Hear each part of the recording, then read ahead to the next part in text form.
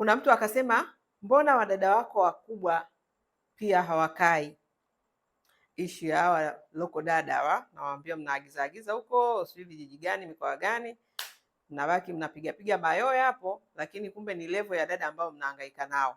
Sasa kuna mtu akasema, mbona hata wakoko wakubwa, maana nilizungumzia hata wale wanaochukua watoto wa miaka 12, 13, 15 ili waweze tu kwa control, kuwapiga wasiweze kujitetea. Kwa hiyo mtu akasema, mbona wakoko wakubwa nao hawakai? Sasa jamani, naomba niendelee kuwapa elimu. Traditional haijalishi una miaka 50, kama we ni traditional tu. Swala la uwezo wa kazi ni maarifa, sio umri. Of course umri, kuna child abuse na child labor. Wale wanaodili na watoto wa miaka 12, 13 hao sasa wameingia kwenye ukiukwaji wa haki za watoto, maana huyo bado ni mtoto.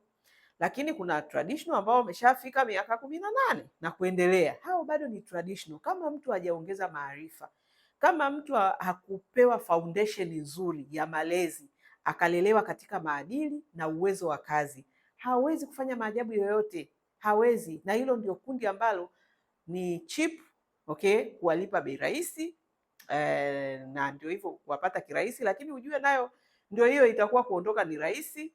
Hawajali kwa sababu hawana morals, hawana maadili ya kazi, yani hawajui nini maana ya kazi, hawajui wanachokitafuta kwa kifupi.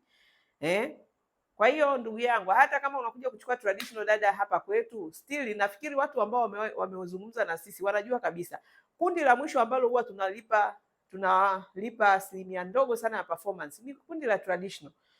Mtu akipiga simu tunamwambia, jamani, uwezo mkubwa uko kwa professional.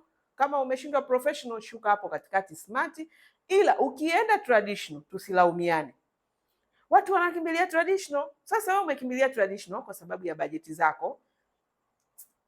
Traditional anakuja hakai. Tumeshakwambia huyu traditional asilimia 20 ndio atakayokupa msaada katika asilimia 100.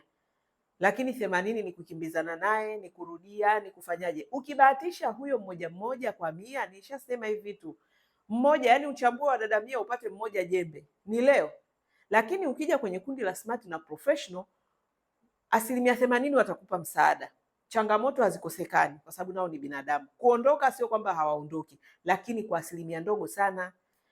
Yani kwa muda ambao tumedili nao hawa watu sasa hivi miaka 3 toka tumeintroduce hii professional smart, 3-4 sijui inafika, watu wale wanao drop ni wachache compare na traditional. Traditional wanaongoza ku drop.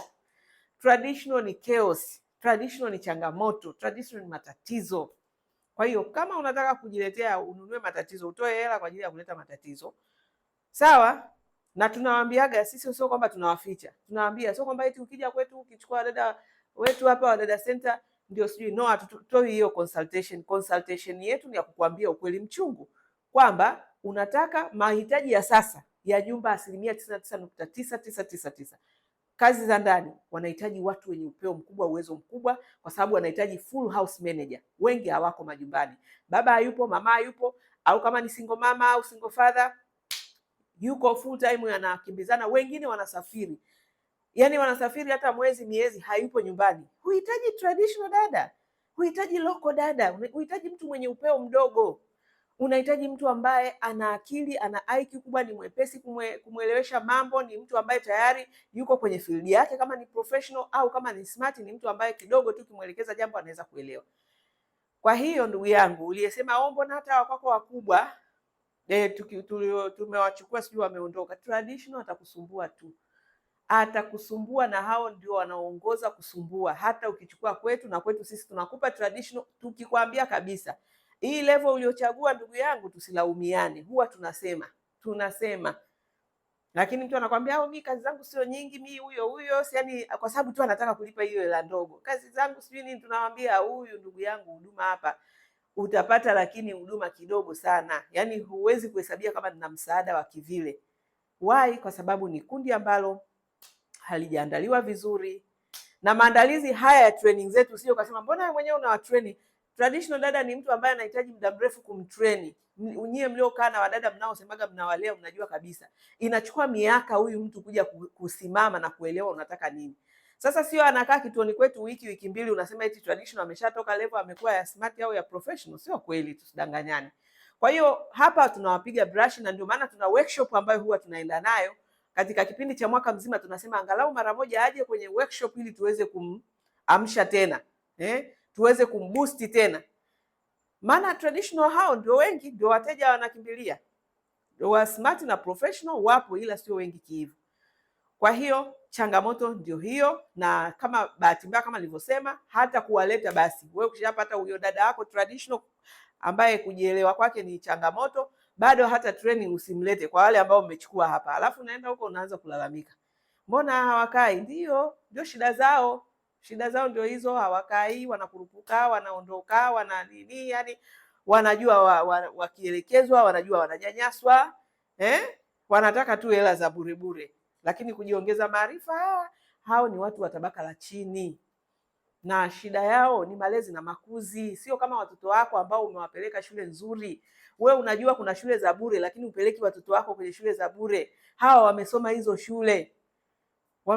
shule ambazo saa nyingine hakuna tuition, hakuna walimu, alafu hakuna, akirudi nyumbani wazazi wenyewe ndio hivyo. Kama anampeleka mtoto wake shule ya bure, ana muda wa kuja kusema amsaidie mtoto wake homework.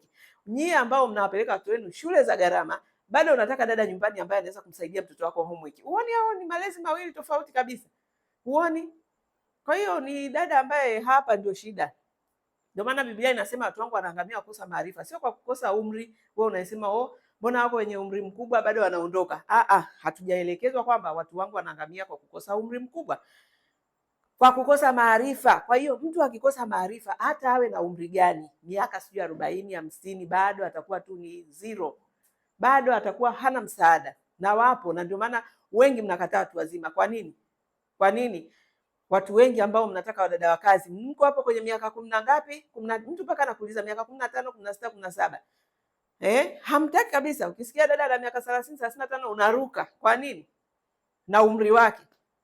Kwa sababu hakuna maajabu, umri umeenda tu, lakini kama hapa kutengenezwa vizuri kwenye maadili na utendaji bora wa kazi, ni zero, ni chaos.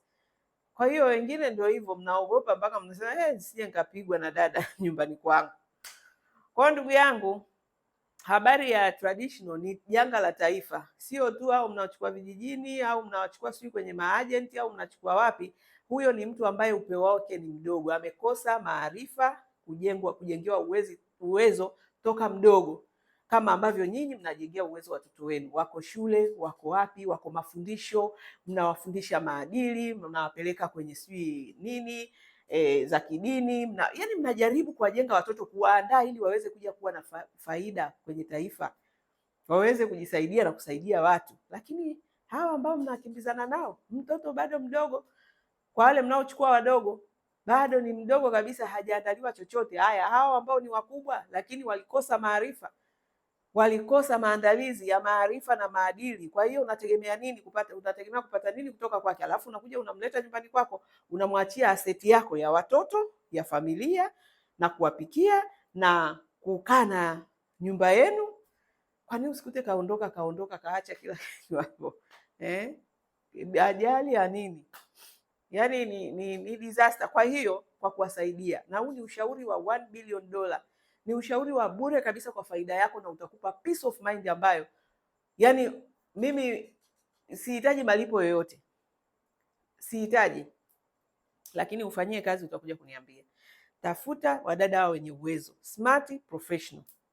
Sio lazima uje kwenye taasisi yetu, tafuta tu huko, lakini hakikisha huyu sio traditional.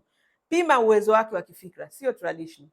Na kama amepata maadili pia, upande wa maadili ni muhimu sana sana. Sio tu ana uwezo wa kazi, awe na hofu ya Mungu na maadili.